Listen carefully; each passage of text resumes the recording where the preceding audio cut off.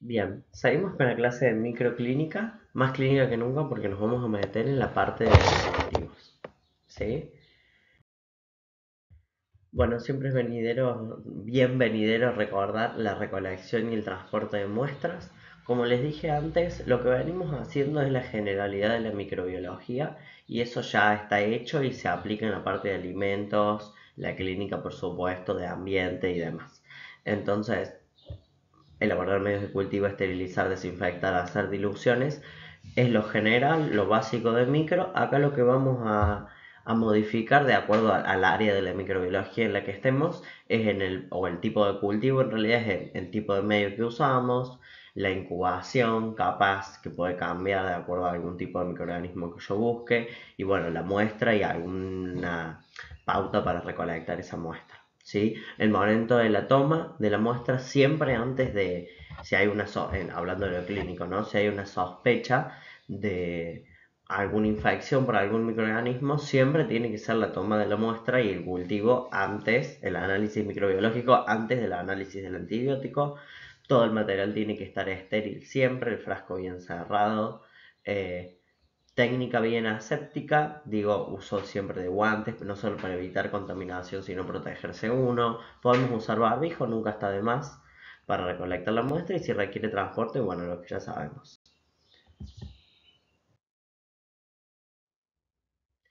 Para recordar también lo que son los medios cromogénicos, acá en la parte clínica, los lugares que tienen por ahí un poquito más de plata o invierten en estos cultivos vienen bien porque, como habíamos dicho, teníamos los medios de cultivo que me seleccionaba bacterias o las diferencias. Acá es importante los medios cromogénicos porque en alguna parte del medio de cultivo tienen alguna sustancia química que se degrada por alguna enzima, alguna proteína, y eso en realidad forma una sustancia insoluble que queda dentro de las membranas de las células, ¿sí? Adentro del citoplasma en realidad de las bacterias. Entonces eso queda con un color, la colonia, toda la bacteria es de ese color, por eso el color en los medios cromogénicos es más persistente, es más claro. Ahí viene una diapositiva, la siguiente, que es una comparación.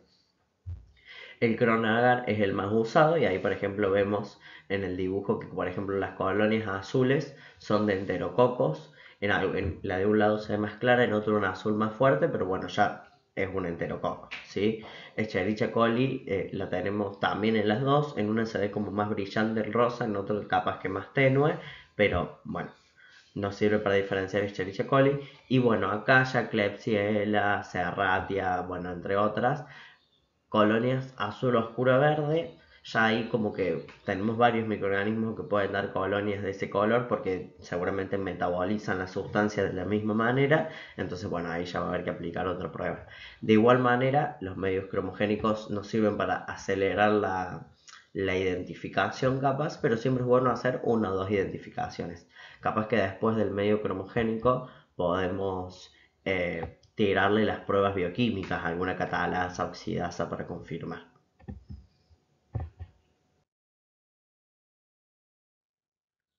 Aquel mecanismo que les decía, en un lado tenemos el agar clásico, ¿sí? Que tiene un indicador de pH como el azul de bromotimol, por ejemplo, que está en el medio de cultivo. Fíjense que cambia el medio, es como difuso el cambio, no es uniforme, con el tiempo se pierde o puede cambiar si la lectura no es exacta a las 24 horas o 48. Entonces es más, menos costoso, sí, más barato, pero bueno, tiene sus pros y sus contras. El cromagar es más costoso, pero bueno, es una enzima específica que forma un compuesto que es transparente y soluble, lo deja de otro color, generalmente de un color más brillante, e insoluble dentro de las células, entonces ese color perdura más allá del tiempo, es más claro, no hay difusiones, entonces bueno, es más, tiene sus pros. El urocultivo es un cultivo específico de orina, como dice ahí, cuantitativo para orina. Significa que yo con el cultivo cuantitativo quiero identificar la presencia o ausencia y qué microorganismo es. Y también puedo hacer, perdón, cualitativo es cuando identifico o cuantitativo que puedo incluso contar o tratar de determinar la carga microbiana, ¿sí? Con diluciones. La característica de esto, el proceso de armar el medio y la esterilización, todo es la misma. El medio es el CLED, ¿sí? Que es un medio cromogénico, como vimos antes, para la orina. Sembramos en un CLED, ¿sí? La muestra de orina. Lo primero que hacemos siempre cuando recibimos la muestra de orina es, en este caso, bueno, ahí vienen creo que unas indicaciones, eh, pero mojamos el ansa, esterilizamos el ansa, tomamos una gota, la sembramos, ¿sí? En el medio CLED, podemos incluso dividirlo en 4 para ahorrar, es una siembra por descarga, una sola, ¿sí? Y me estoy yendo pensando cosas, pero no quiero mezclar las diapositivas. Eh, Indicaciones importantes, mínimo de 3 horas de retención, si son 6 más, mejor digo.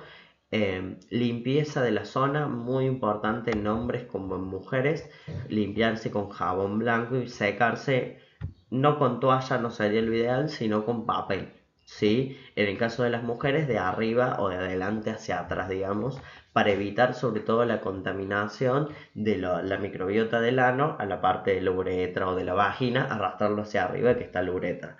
La uretra tiene que estar bien limpia y despejada porque nos tiene que venir la muestra con el microorganismo que es, ¿sí? Y las contaminaciones, por supuesto. Ahí dice que también podemos usar, aparte del CLED, el agar sangre o el McConkey. Puedo usar el CLED o el McConkey, que son los dos que vimos casi que anteriormente.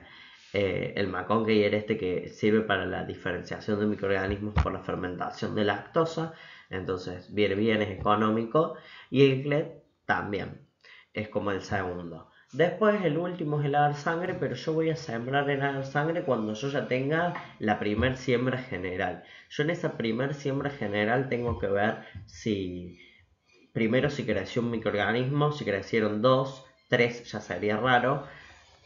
Si creció un microorganismo, bueno, repico esa sola colonia al agar sangre, o del McConkey al agar sangre, y... pero una vez que ya identifique, digo, no me quiero ir por las ramas. También es importante cuando viene el paciente, porque nosotros no recolectamos la muestra, viene el paciente con la muestra, como una trampilla de no preguntarle si la tomó así, asad, si limpió de esta manera, 3 horas de retención. No, porque el paciente le va a decir seguramente que sí. Entonces ustedes le tienen que decir, ¿cómo tomo la muestra? Y el paciente le cuenta, le dice, y ustedes ahí, si ya les dice dos o tres una cosa que no va, que puede haber posible contaminación, mal toma, lo que fuera, te volvés y volvés otro día con la muestra, se descarta. Y si como te lo dice, está bien, ¿cómo lo tomo? Bueno, hacemos la recepción de la muestra. Pero es importante que esté bien tomada en la parte microbiológica, ¿sí? La siembra puede ser cuantitativa, no sé si se escucharon los teros. La siembra puede ser cuantitativa, ¿sí? De que pongo un microlitro o 10 microlitros en la placa, o esterilizo el ansa, saco del tarrito estéril y hago una siembra por descarga. Cualquiera de las dos es bienvenida. Se incuba a 35 o 37 grados, en aerobiosis, o sea con oxígeno, ponemos la placa, no hay drama. Entre 24 y 48 horas hacemos la lectura, ¿sí? El microorganismo, dato extra importante, el microorganismo más frecuente en las infecciones del tracto urinario es Escherichia coli, ¿sí? Eh, Presente en la microbiota tanto interna como externa del cuerpo, así que no es casual que sea el más frecuente.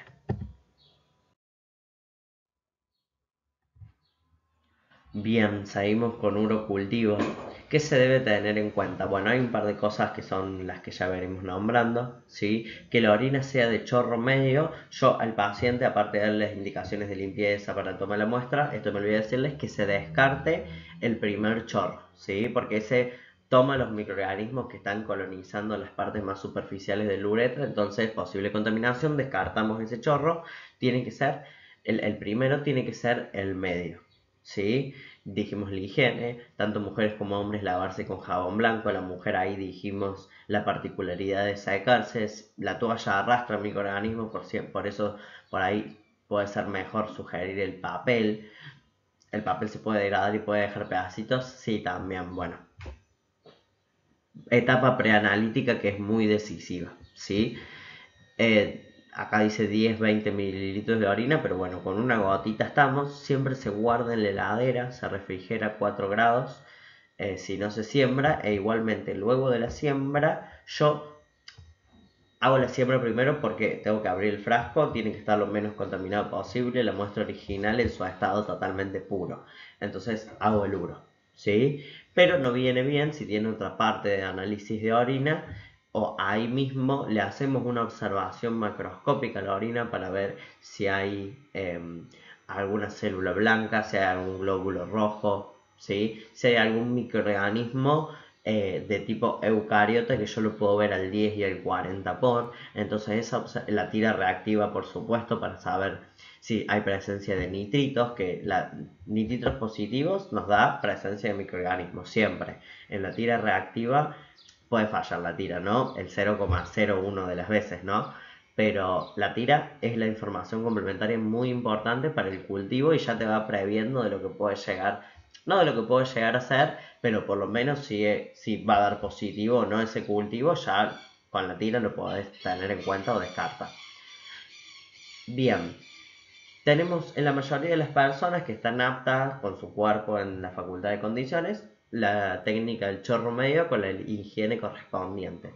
Si la persona tiene una sonda, ahí ya tenemos un problema porque no hay manera de que sea voluntario. Entonces, se hace punción de sonda o de catéter, ¿sí?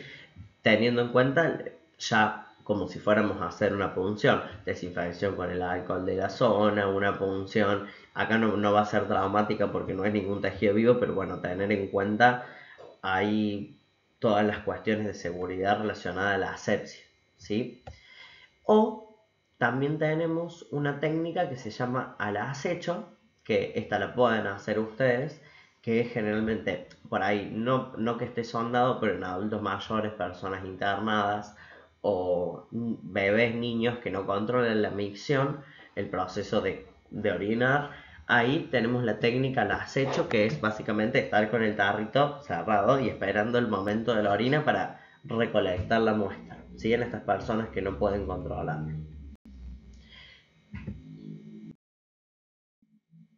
También es importante que decía antes que el paciente no esté con antibióticos. A ver, no antibióticos para el tratamiento de una infección urinaria no sería lo ideal porque estamos haciendo el análisis para ver qué microorganismos hay. Si me disminuye la carga microbiana no es óptimo. Igualmente también se puede consultar si hay otros antibióticos de tratamiento por otra cosa. eh, Porque obviamente el antibiótico incide sobre la mayoría de los microorganismos, si bien algunos son resistentes, otros no. Bueno, la presencia de un antibiótico es relevante. Acá tenemos una imagen de cómo las mujeres es la técnica de asepsia y recolección de las muestras. Acá tenemos una opción si no funciona la técnica la acecho, es con un niño, en este caso no es algo que podamos hacer los técnicos, es más del médico, la punción suprapúbica, ¿sí? Donde por alguna razón no se puede tomar la muestra con un tarrito, entonces tenemos que pinchar en la parte, tienen los médicos, es generalmente quien hace este procedimiento, tienen que pinchar la vejiga con todas las técnicas asépticas, ¿no? De una muy buena limpieza de la zona, acá ya con un poco de yodo en lugar de solo alcohol, pero la idea es sacar directamente la orina de la vejiga. Bueno, ¿qué podemos ver? Una vez que hicimos el cultivo, hicimos la observación macroscópica, si es una bacteria no la vamos a ver, entre comillas, a la observación macroscópica en fresco del 10 y el 40. Si le tenemos que tirar a la orina, estaría bueno un gram, entonces ya podemos ver si por lo menos son bacilos, cocos, positivos o negativos. Bien, hicimos el gram, hicimos la tira reactiva, hicimos el cultivo, 24 horas leo el CLEP, ¿sí? Se va a teñir azul o amarillo según la colonia, según el metabolismo de la lactosa, ¿sí? Y en el maconque ya vimos que las colonias rosas son fermentadoras de lactosa y las incoloras no, si usamos el maconque que es más económico. Bien, si yo ya tengo un solo microorganismo, bien, podemos decir que esta es la sospecha de la infección, también tomada la muestra. Si ya tenemos dos microorganismos, yo tengo dos opciones. Lo más probable es que sea una contaminación. Hago una nueva muestra, por las dudas, de la orina. Y ya puedo ir haciendo un repique o hacer una identificación de estos microorganismos. Ya con el color en el CLED me puedo dar cuenta, puedo ir a algunas pruebas bioquímicas o cultivar en agar sangre los dos. No pierdo nada, divido una placa en dos y voy haciendo. Igualmente estaría bueno también, esto ya queda a criterio del bioquímico, pero está bueno solicitar una nueva muestra, ¿sí? Por si está mal tomada, lo primero que sospechamos es contaminación. Si viene la nueva muestra y realmente dio los dos microorganismos, bueno, tenemos un cultivo polimicrobiano, lo cual es raro. Es más frecuente la contaminación que el cultivo polimicrobiano, pero puede ocurrir de una infección al mismo tiempo de dos microorganismos. En ese que yo sembré en el CLED o en el McConkey puedo contar las UFC, depende, ¿sí? Si yo sembré 1 mililitro y sería como la primera muestra, puedo contar el número de colonias por mililitro.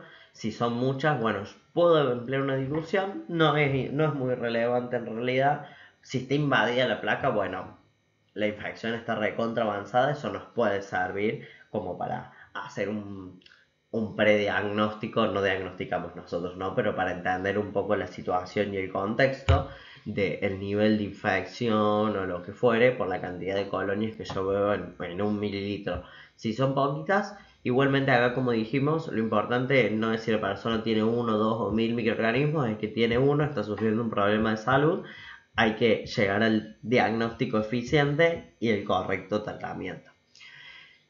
Bien, si hay crecimiento significativo, o sea, de muchos microorganismos, hacemos un antibiograma, ¿sí? Donde yo veo que la placa está como bastante crecida. Si tengo un microorganismo, esa sola colonia pura lo llevo al antibiograma, ¿sí? Bueno, y si hay crecimiento mixto, como dijimos, cultivo polimicrobiano, posible contaminación. Ya vamos a desarrollar más adelante el antibiograma y el agar sangre. Escherichia coli dijimos que era el principal, pero en Villa María también tenemos mucho Klebsiella itus, infecciones del tracto urinario por Klebsiella pneumoniae, Proteus mirabilis, Enterococcus fecalis, ¿sí? Y entre estos microorganismos que son los más comunes, alta resistencia a la ampicilina, ¿sí? El antibiótico más usado como caramelo de venta libre en la farmacia, y bueno, otras resistencias a antibióticos que podemos encontrar en el antibiograma, que es como, se los cuento por una generalidad que ya viene ocurriendo en las bacterias y por supuesto que por el mecanismo de la conjugación bacteriana, esta resistencia a antibióticos se la transmiten y bueno, se sostienen en el tiempo.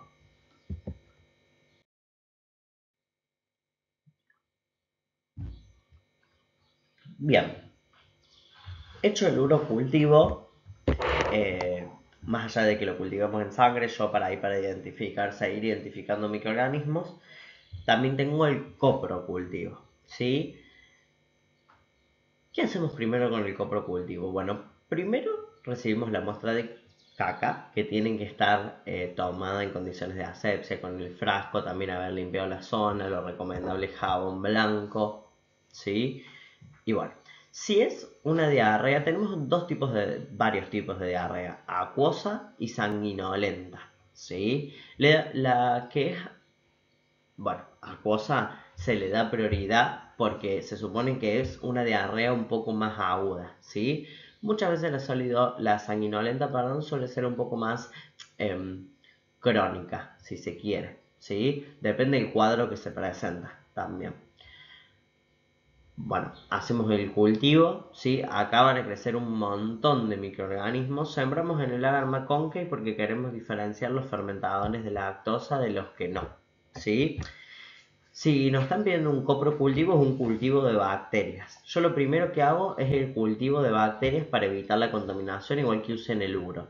Y después le puedo tirar otras técnicas como algunos test inmunológicos para detectar virus o el test la observación en fresco al microscopio donde buscamos parásitos animales o células eucariotas. ¿Sí? La muestra se tiene que procesar rápido, ya les voy a decir por qué. pero tomamos de la muestra 1 o 2 gramos, ¿sí? Puede ser con el ANSA esterilizada, o 1 o 2 cucharitas. Se pone en una solución salina para hacer diluciones en 3-5 mililitros y eso lo siembro. Muchas veces el frasquito ya viene preparado con la solución. Y yo siembro eso diluido, ¿sí? La caca viene de los intestinos, que ahí tenemos gran cantidad y muy diversa de microorganismos, entonces va a crecer un montón seguro, tenemos que usar un medio específico, ¿sí? Sembramos por estría, ¿sí? No por descarga de una sola. En el coprocultivo por estría, ¿sí? Porque con la estría de hacer uno, girar la placa, de ahí esterilizar, sacar 2 o 3 líneas y seguir, ahí estamos haciendo diluciones en placa para ir disminuyendo la carga microbiana y queremos dejar colonias aisladas, más si van a crecer varias, ¿sí? El medio McConkey es como el más, como dijimos, barato y general para utilizar, pero tenemos otros. El XLD o el SS Shigella salmonella o Salmonella shigella al revés, que nos sirve para identificación de estos microorganismos. Salmonella y Shigella muy relevantes en la parte gastrointestinal, ¿sí? En las infecciones gastrointestinales. Entonces, en el coprocultivo siempre tenemos en cuenta estos dos, pero por supuesto que podemos tener Escherichia coli, ¿sí? Que se vuelve en las ITU y puede volver a los... Recuerden que los tenemos en los intestinos, por algún motivo sale, o en los intestinos de otros seres vivos, y cuando vuelve a entrar le pinta volverse patógeno y maldita. Así que Escherichia coli también frecuente, muchas enterobacterias que el mismo proceso, ¿sí?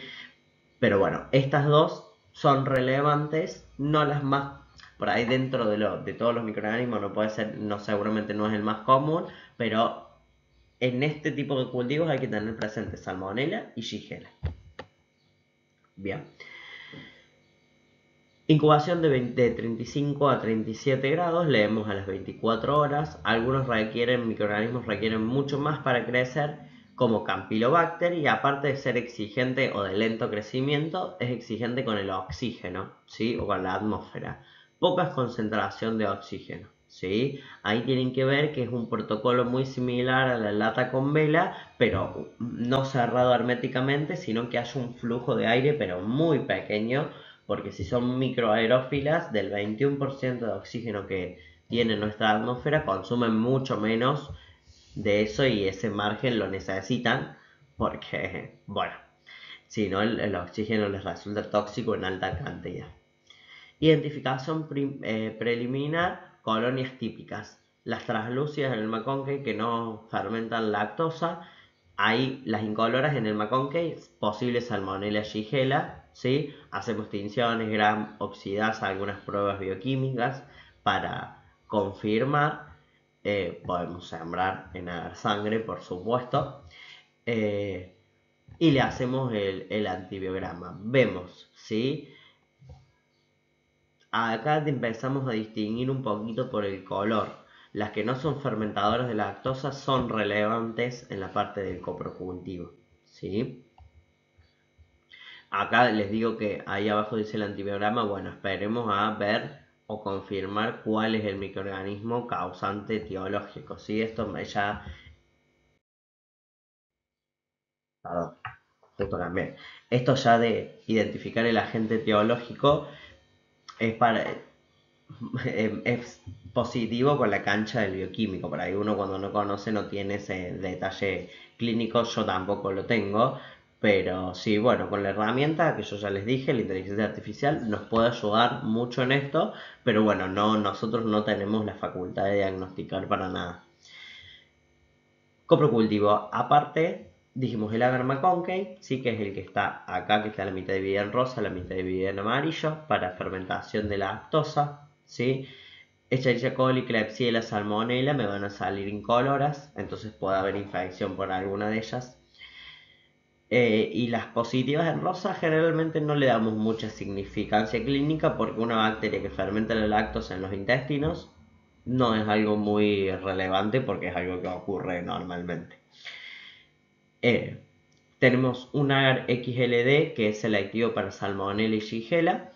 Y tenemos el agar SS, que se llama Salmonella Shigella, que ese es más común y se lo pueden encontrar en el hospital. En el cole creo que lo tenemos o no. No, son difíciles de conseguir, muy específicos, muy selectivos. Y de los dos, el SS es más común. El sangre, que ya de nuevo les voy a explicar cómo lo vamos a hacer. Ahí en la última, no hay foto de agar sangre en estos cuatro, ¿sí? Está esa roja, que es el EMB, que lo usamos en el cole, que se veía como un bordó violeta, el medio verdoso, estaba bueno. Y este medio, fíjense que por ejemplo ese verde brillante metalizado está un poco exagerado porque la colonia es mucho más opaca, pero por ejemplo ese es un cultivo de Escherichia coli. Escherichia coli en el EMB, que tenemos en la proa, como les dije, que lo hicimos, da de ese color. Pseudomonas aeruginosa, por ejemplo, da un color como violeta, también medio metalizado. La característica de este medio es que es bastante, dan como unos colores así bien brillantes y metalizados. Bien, y tenemos medios de enriquecimiento. Sí, en nuestro hospital, fíjense, de los coprocultivos pediátricos, porque generalmente los niños son los que más problemas o infecciones gastrointestinales tienen por el tema de la escuela, la escolaridad, que se meten toda la boca. Bien, de 137 muestras, 31 positivas, o sea,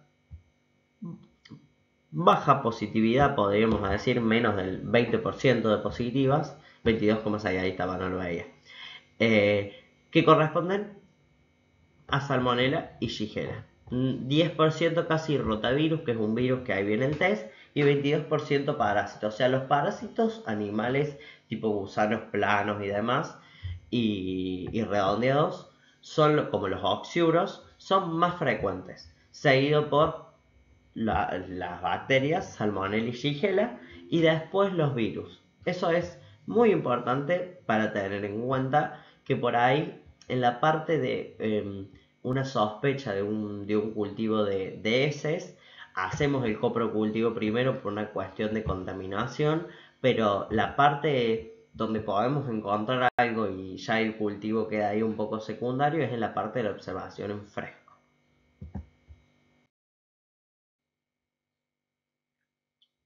Bien, coproparasitológico. Esto lo voy a pasar a la siguiente diapositiva, pero en Villa María eh, se pide el coproparasitológico, que es estos parásitos eucariotas, ya sean unicelulares, como protozoos, ameba, ¿sí? Coccidio, esos primeros tres son protozoos, son células eucariotas unicelulares que, bueno, tienen la capacidad de ingresar al intestino y generar una infección, eh, que generalmente infecciones en la entrada de cualquier microorganismo, las bacterias suelen desencadenar una respuesta inmune como fiebre, diarrea, vómito y demás. Acá ya pueden generar algunos de estos síntomas como dolor abdominal, se pueden llegar a casos más extremos como abscesos, diarrea crónica, pero acá la pérdida de peso es fundamental cuando vos tenés un parásito eucariota. Las bacterias son como más agresivas por ahí en la colonización y la respuesta, pero estos quieren pasar bastante desapercibidos, así van chupando nutrientes de su huésped, ¿sí? Por ahí los protozoos pueden ser la mitad ahí en la escala de virulencia, pero nemátodos, céstodos y otros, ¿sí? Como el blastocystis, son ya animales, organismos eucariotas con muchas células pluricelulares, pero no dejan de ser microscópicos, gusanos. Estos microorganismos tienen varios estadios, como pueden ver, tenemos el estadio de huevo, estadio de larva, el estadio adulto, y también en algunos casos, en los protozoos, se puede hacer eh, una estructura que son quistes o trofozoitos, que se llaman, que son, bueno, quistes, como que el microorganismo, como si fuera análogo a no me sale la palabra, la endoespora o la espora bacteriana, bueno, pero en ser eucariota y más complejo, estas estructuras pueden resistir condiciones, estar ahí mucho tiempo, y eso también es peligroso. La muestra también para el coproparasitológico se tiene que procesar rápido porque muchos de estos trofozoitos explotan en 4 horas, por ejemplo. Entonces, bueno, hay que tener en cuenta. Y ahí, bueno, tenemos mucha diversidad de lo que se puede ver.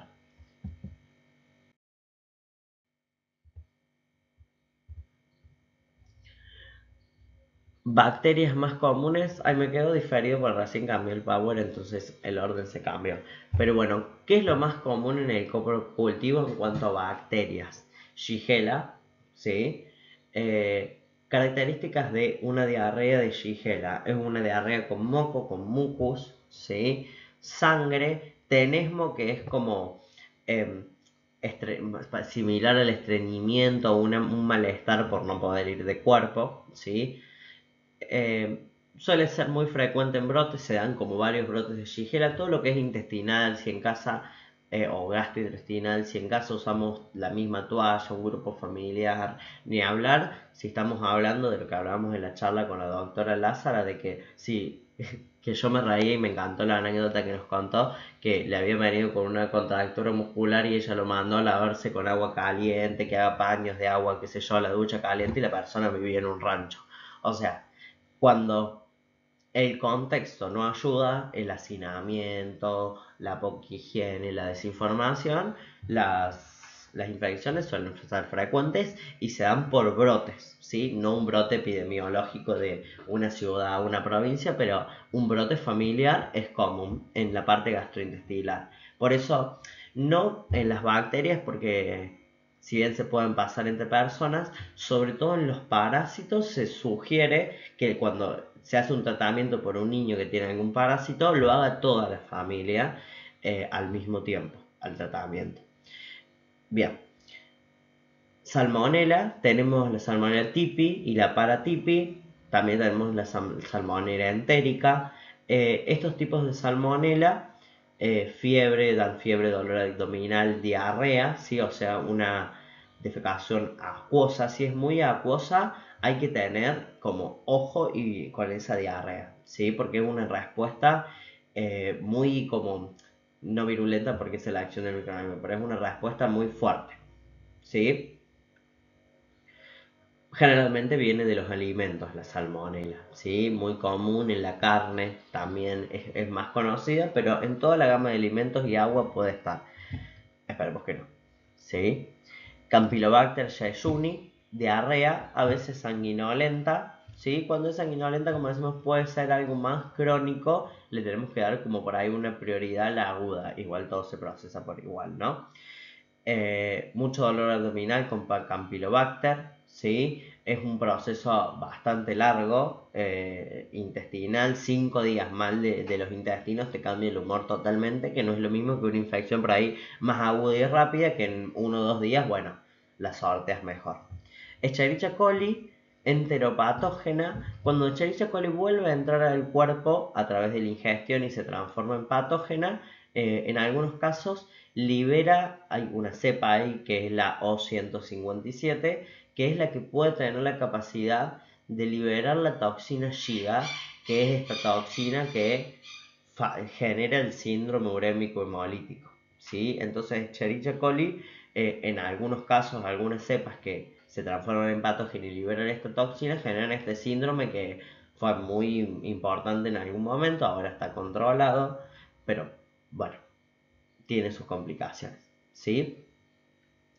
La parte viral, rota, noro y adenovirus, ¿sí? Vómitos. Fíjense que antes estábamos hablando de mucha diarrea, que la diarrea puede tener sangre, moco. En la parte viral tenemos más la predominancia del vómito, ¿sí? Sigue estando la diarrea, con los virus generalmente es acuosa porque la infección viral es como más, no me sale la palabra que quiero decir, pero más invasiva, más rápida, pero acá aparecen los vómitos, ¿sí?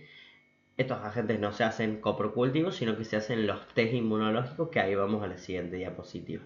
Y después los parásitos, como dijimos, que pueden ser protozoos o gusanos animales, y en cualquiera de sus estadios. Giardia, Entamoeba, Cryptosporidium, son 3 protozoos muy comunes en los coproparasitológicos.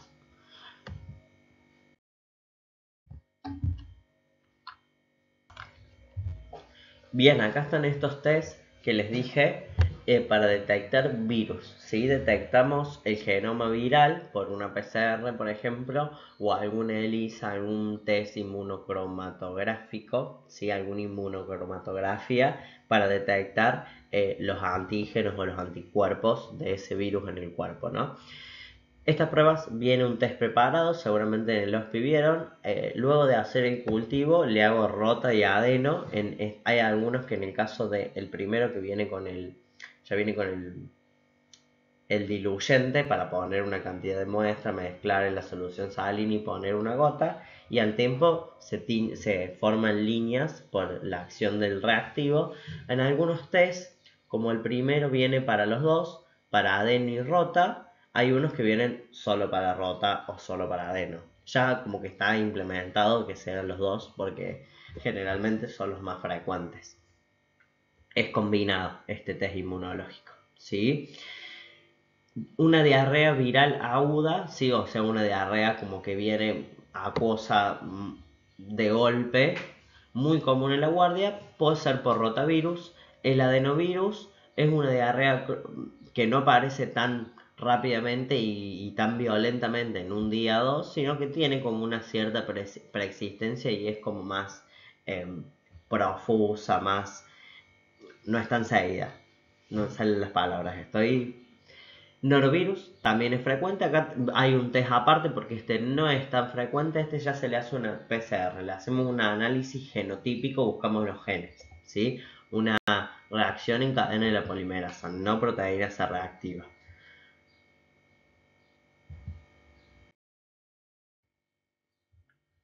Y acá lo último, porque tengo que hacerlo en este orden para evitar contaminaciones, los organismos eucariotas no me importa que se contaminen porque los veo igual en el microscopio.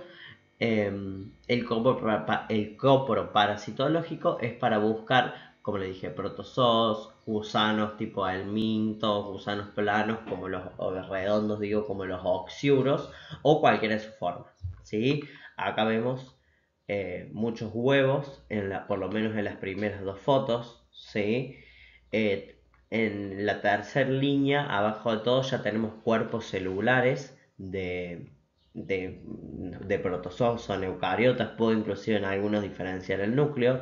Al lado se pueden ver como bolitas, o sea, enquistaciones. Bueno, esto hay que tener como muy presente y mucha práctica en las fotos. Yo habré visto dos o tres parásitos de este tipo en mi vida, en la escuela, en esta parte de que hacemos del laboratorio y en un curso de parasitología que hice, como que presencié muchos de estos, pero bueno, son cosas que tenés que ver muchas veces. Y aparte, en el tema de, si bien está diluido, hay pedacitos de caca, sustancias de todo tipo, entonces es complejo diferenciar y también por la gran variedad de especies de animales que son parásitos que pueden ingresar y cada uno tiene su tipo de larva, su tipo de huevo, su tipo de quiste.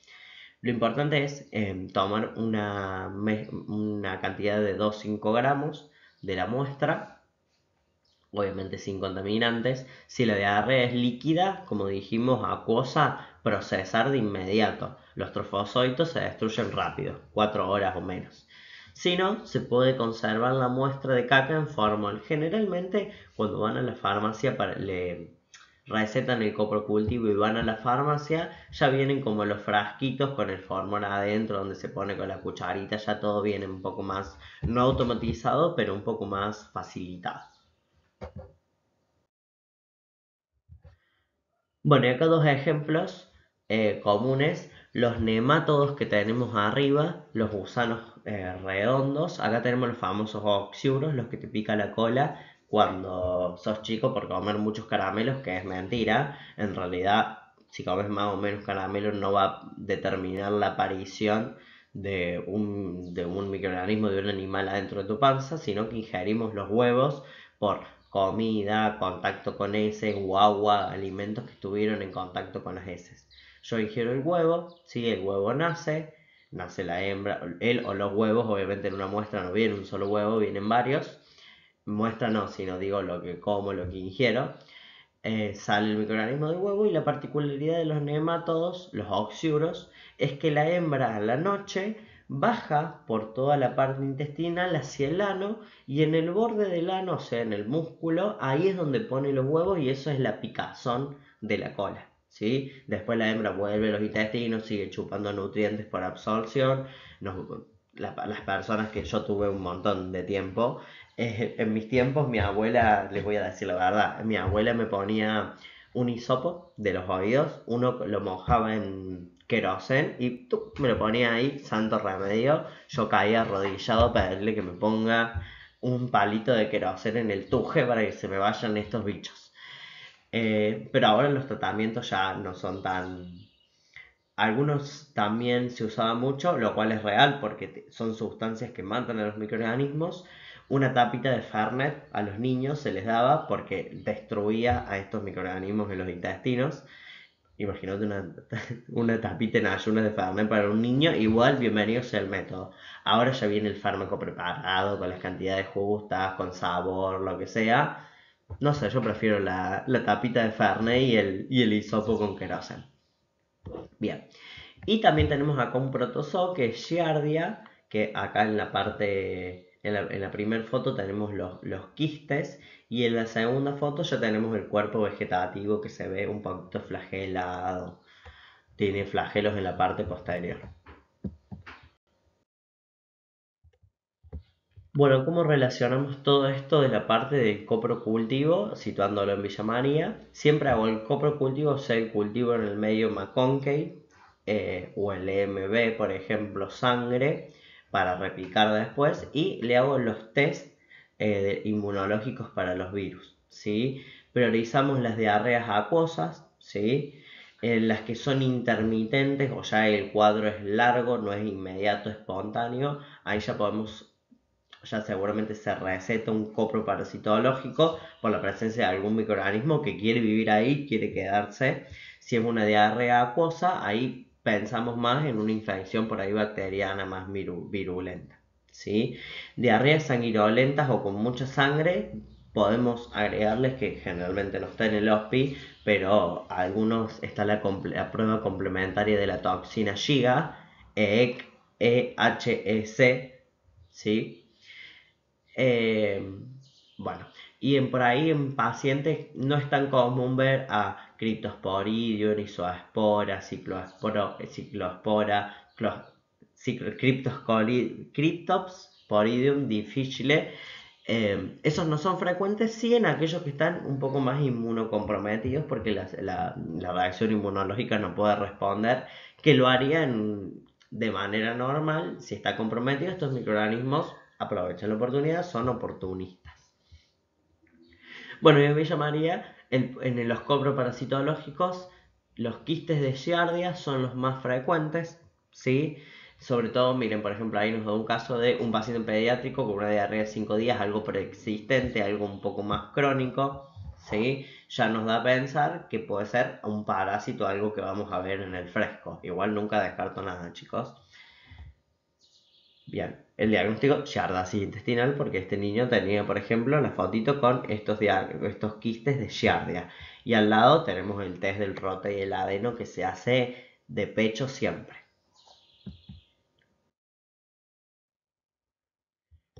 Bien, y vamos terminando. Hemocultivo, ¿sí? Voy a acelerar un poquito, pero ya van 40 minutos. El hemocultivo es un cultivo, como dice, para detectar bacterias en sangre periférica, ya sea bacteremia, presencia de bacterias en sangre, o presencia de hongos en sangre, como fungemia. eh, Pruebas muy relevantes porque si ya estamos a nivel del hemocultivo significa que ya sea en el coproluro, nos saldríamos en coproluro o alguna infección cutánea que invadió, ya penetró más capas del cuerpo y estamos entrando posiblemente en una sepsis, que es cuando las colonias colonizan o se difunden por el torrente sanguíneo y pueden afectar otros órganos. Comprometer otros órganos por bacterias que colonizan es un montón. Imagínense lo que debe ser para esa persona.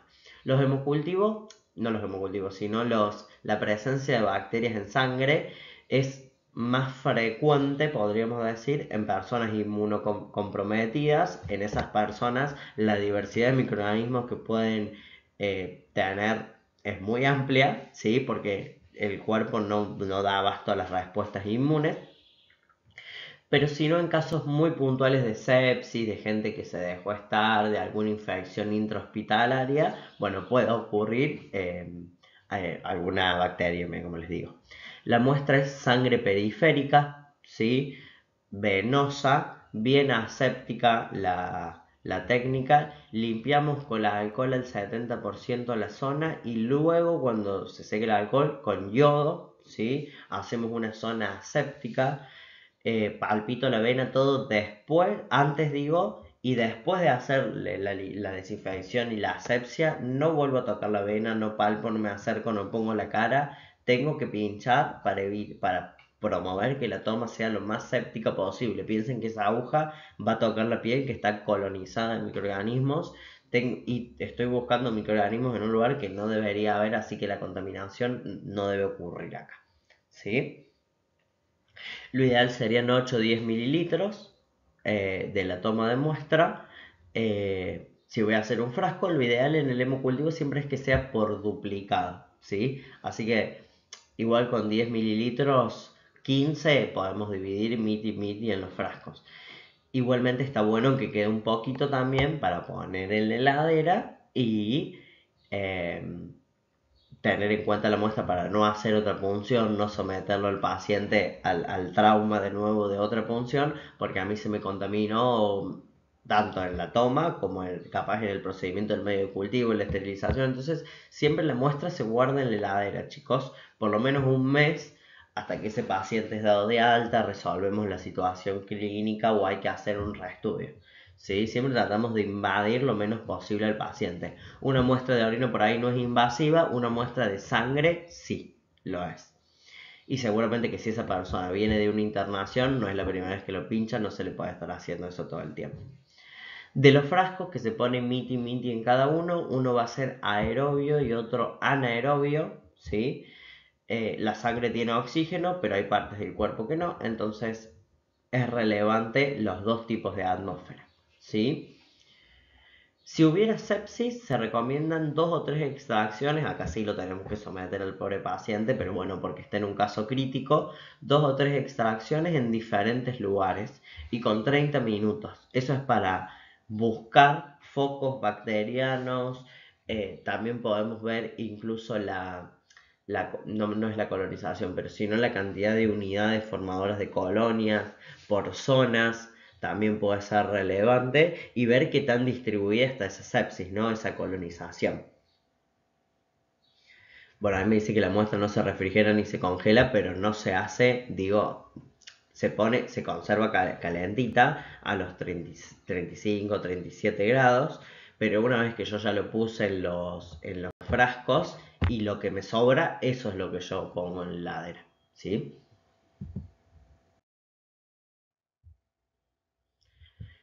Bueno, nos va a dar el resultado. Ponemos esos 2 frascos en algún sistema automatizado. Todos los hemocultivos a esta altura están automatizados, donde ya vienen también las botellitas preparadas con el medio, lo que sea. Se pone adentro de la máquina. La máquina mide turbidez, mide presencia de sustancias, entre otros indicadores, presión, y eso nos puede ayudar a ver el crecimiento bacteriano. El equipo generalmente cuando dé positivo va a dar alguna señal de alerta, una alarma, lo que fuera. Ese cultivo que nos dio positivo, tomamos de ese mismo cultivo, ¿no? Hacemos un repique. Si esa muestra que dio positiva, lo pasamos, acá sí no se negocia porque los microorganismos que crecen en la sangre son extremadamente exigentes de los componentes sanguíneos, por supuesto, entonces vamos a identificar este microorganismo directo en el agar sangre porque si está en la sangre, por algo es, lo necesitamos ahí. Sí, por lo menos 5 días incubo el frasco, algunos pueden dar positivo rápido, peligroso, alarmante, ¿sí? También tenemos que ver siempre el problema de que el cultivo sea polimicrobiano y no esté contaminado. Supongamos que no, que nos da un microorganismo como debe ser y que siempre, generalmente, mientras más tomen experiencias, la toma va a ser mejor de la muestra. Entonces dijimos, al sistema automatizado 5 días, algunos pueden ir 7. ¿sí? Lo que mide el sistema automatizado es el dióxido de carbono, la presión, el cambio de color, turbidez. En positivo la máquina suena y acá tenemos tres tipos de agar sangre. Perdón, tres tipos, cultivo en el agar sangre, que ahí en la próxima diapositiva les digo cómo se hace, que básicamente es un medio común, el TSA, que lo esterilizo todo y antes, cuando esté líquido, antes de plaquear, le pongo la sangre, ¿sí? Que generalmente es sangre de carnero, de conejo. En el hospital se usa sangre humana. Positivo en algunas cosas de serología, no sería lo óptimo usar sangre con nada, diagnósticos positivos o con presencia de microorganismos, virus como el VIH, lo que fuere, pero bueno, se hace, no es lo mejor. Lo ideal es que la muestra sea negativa y si es de animal mejor porque las enfermedades de animales no se transmiten tan frecuentemente al humano, ¿sí? De manera directa, ¿no? Por la sangre, digo. Tengo el agar con McConkey como que si quiero hacer algo general, pero yo les sugiero que vayan directo al sangre, porque el McConkey me va a servir para identificar fermentadoras y no fermentadoras de lactosa. Las que me den de color incoloras no fermentan lactosa. Las de color rosa sí. Esto es relevante por cierto alguna bacteria, por si la sepsis o la bacteria en realidad es por Escherichia coli, ¿sí? Por Enterococcus, que son enterobacterias, bacterias intestinales que fermentan lactosa. Me sirve el McConkey para saber si tengo una enterobacteria, si esa bacteria es por una enterobacteria.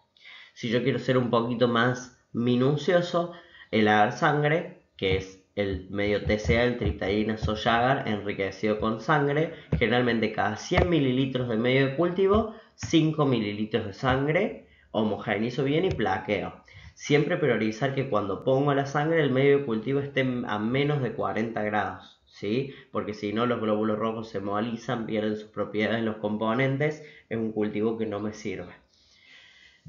Bien, el agar sangre es aislamiento también general, pero acá yo quiero ver la hemólisis, que es la capacidad que tienen las bacterias de romper los glóbulos rojos. En el agar sangre, tanto como en el sangre como en el chocolate, tengo tres tipos de hemólisis, lo puedo ver directamente en el sangre. La hemólisis alfa, que es la primera, está incompleta. Yo veo las colonias, blancas o del color que fueren, blanco es lo más común, y veo alrededor como que hay una ruptura y unos huecos, pero se ve medio verdoso. Hay como una hemólisis o ruptura parcial de la hemoglobina y metabolismo parcial. Diferente es en la hemólisis beta que está al lado, que yo ya veo el hueco completo blanco. Se degradó por la bacteria, utilizó y degradó por completo esos compuestos de los glóbulos rojos que dan la coloración roja. La Vero, cuando nos dio clases, nos dijo algo muy interesante, que cuando vos tenés el moretón, ¿de qué color es el moretón primero? Bien violeta. Después de violeta va pasando verdoso, amarillento, que son todas las etapas de los colores del metabolismo de la hemoglobina, que pasa a ser bilirrubina, biliverdina y todo eso. Entonces, esto es un poco el fundamento también de acá, de cómo los microorganismos degradan esas sustancias que están dentro de los glóbulos rojos. ¿Sí? Por algo están colonizando y viviendo en la sangre de nuestro cuerpo.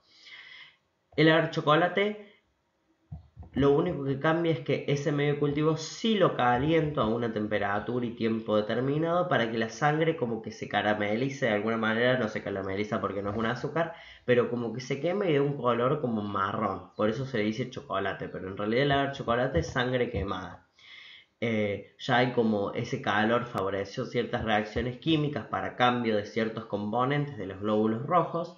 Entonces, Neisseria y Hemophilus, por ejemplo, que son exigentes, van a crecer más en el agar chocolate. ¿Sí? A ver, bien, seguimos con el hemocultivo. ¿Qué pasa si ese frasco, de los dos frascos que puse, tengo en los dos frascos me dio positivo con el mismo microorganismo? Bueno, bacteriemia verdadera. Esa bacteria está colonizando la sangre y esa persona tiene una infección en la sangre, en el sistema circulatorio y en todo el cuerpo, porque la sangre es el medio de difusión, por ese microorganismo. Si hay en un solo frasco y es flora cutánea, algunos estafilococcus, epidermitis, por ejemplo, eh, iba a decir, no me sale la palabra ahora, aureus. posible contaminación si es en 1. Si es en 2, bueno, bacteriemia verdadera. Si es negativo a los 5 días, los 2 frascos, negativo. Eso es bueno porque no solo que la persona no tiene esa patología, por lo menos en la sangre, sino que también tomamos bien la muestra, así que eso está muy bien.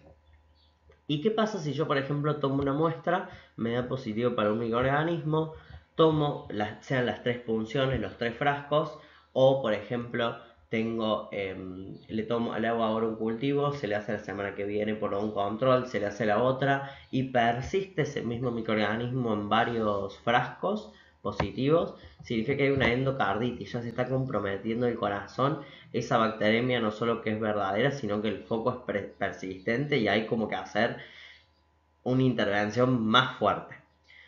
Una vez que yo tengo ese cultivo que me dio positivo, lo primero que hago es Tuki muestra antibiograma, ¿sí? Yo cultivé en el haber sangre, ¿sí? Ese cultivo, después de cultivar en el haber sangre, le hago un gram urgente para ver si es un bacilo, gram positivo o negativo, o un coco positivo o negativo, ¿sí? La pared ya no, si es positivo o negativo, y la forma ya nos da un indicio de cuál gama de microorganismos pueden ser, ¿sí? Pueden usar la herramienta para buscar, bueno, veo el microscopio que es coco gram positivo. Bueno, busco posibles cocos que colonicen la sangre, ya tengo una idea, hago el cultivo, por supuesto, en el agar sangre, veo el tipo de hemólisis, otro dato que me sirve para identificar el microorganismo. Y por supuesto que le puedo hacer una tipificación, le puedo hacer catalasa, le puedo hacer indol, pero bueno, con la hemólisis ya medio como que la hemólisis, el cultivo, el gram, ya estamos orientados, ¿sí? Sobre todo la hemólisis es muy importante, porque también sirve para entender qué está haciendo esa bacteria adentro de la sangre. Podemos hacer una PCR rápida, un test genómico, sí, para identificar genética rápido, pero bueno, hay que tener el equipamiento para usarlo. En hospitales grandes, como hay inversión, cada vez se usan más estos tests y son mucho más rápidos que el cultivo y lo que fuera, porque leyendo el ADN, partes del genoma del microorganismo lo identifica. Se pueden hacer algunas pruebas serológicas para identificar anticuerpos o antígenos, como en el caso de bacterias como Brucella, Leptospiria, Rickettsia. Y ahí hemos cultivos específicos para micobacterias, que por ejemplo son las bacterias que generan la tuberculosis y la lepra. Bueno, acá ya es peligrosidad, nivel de bioseguridad 3. Ya antes, Escherichia coli, Pseudomonas, Staphylococcus, estábamos en nivel 2 de peligrosidad. Con las micobacterias ya pasamos a nivel 3. Recuerden que todo lo que sea de difusión rápida y respiratorio tiene más precauciones de bioseguridad. Acá sí se requiere para este tipo de cultivos y en sospecha de estos microorganismos el equipo de bioseguridad propio, barbijo, gafas, guantes, una cabina con aireación. Si es un lugar aparte donde se haga en el hospital, hay como un lugarcito aparte que no se usa nunca porque no es común esto, pero hay un lugar aparte con la bata descartable para hacer estos cultivos.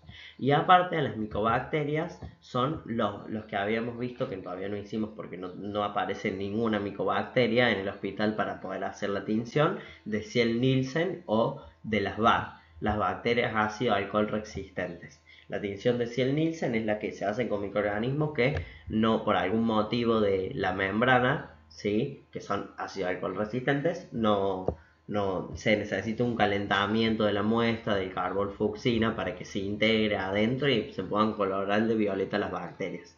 Y después le hacíamos un contraste con azul de metileno para que las que no son bar, las positivas van a dar rosa, el resto va a dar azul por el azul de metileno.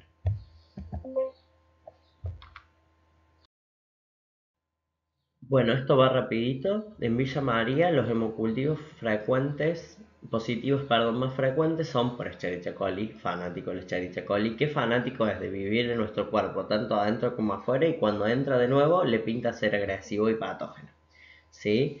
Escherichia coli, sobre todo en Itus, Staphylococcus aureus y Enterococcus.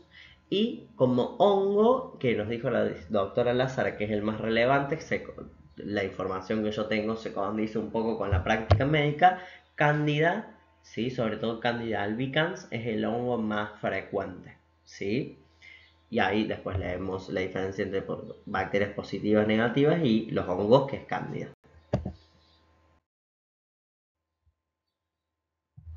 Y lo último es la última técnica, es el antibiograma. Cualquiera sea el cultivo que yo tenga una colonia pura, ahí dice en grande, el antibiograma se hace con una colonia pura. Que yo veo el color, la formita bien definida, se lo puedo hacer a cualquier bacteria del copro, del lemo o del luro cultivo. ¿Sí? Cuando yo ya tengo la colonia crecida. Acá esto generalmente es un repique, tomo la colonia y la siembro en otro. ¿Para qué nos sirve? Es para medir la sensibilidad de los microorganismos a varios o a un antibiótico, a la concentración particular de un antibiótico, y también sirve, por supuesto, para ver la resistencia, el mejor tratamiento y para la epidemiología, saber cómo están trabajando y resistiendo las bacterias a nuestra parte tecnológica que las quiere destruir y sanarnos, obvio. La técnica más común es la difusión por el disco de Kirby-Bauer, ¿sí? No es muy complejo, preparamos el inóculo, tomamos la colonia, o la colonia pura con un hisopo estéril, se pone en un tubito, se diluye, hacemos como una dilución, si se quiere, eh, en un tubito puede ser con 9 mililitros o 10 mililitros de solución salina. Mezclamos hasta que quede, eso es una escala de turbidez 0,5 McFarland, que es básicamente hasta verlo levemente turbio, ¿sí? Que ya el agua pierde esa cristalinidad y se vea una cierta turbiedad, ¿sí? Ahí está el número 10 a la 8 unidades formadores de colonia, ¿sí? Entre 1 y 2, 10 a la 8, o sea, billones de bacterias, podríamos decir, porque en la colonia hay un montón. Pero tampoco pasarnos, porque si no la placa del antibiograma se va a llenar demasiado y mientras más bacterias hay, el antibiótico tiene una cierta cantidad de bacterias para una concentración de antibiótico, está estandarizado.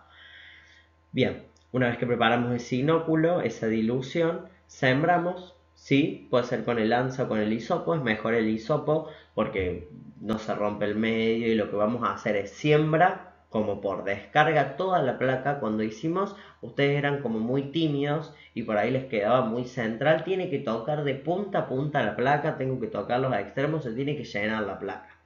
La doy vuelta, le hago como en cruz, de la misma manera, y después como otra cruz, para que me queden 3 cruces y se difunda bien la colonia por todo el medio.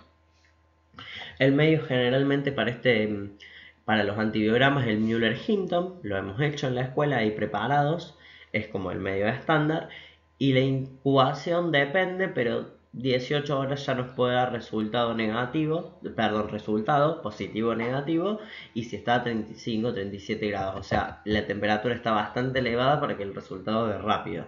Total, acá no nos importa ya la colonia, ya sabemos cuál es el microorganismo a esta altura. Ahora lo que queremos saber es, de todos los antibióticos, cuál ese microorganismo resiste, es sensible, es resistente o está ahí, ¿sí? Para ver cuál es el tratamiento antibiótico principal. Ahí en la foto tenemos en blanco bien redonditos los discos.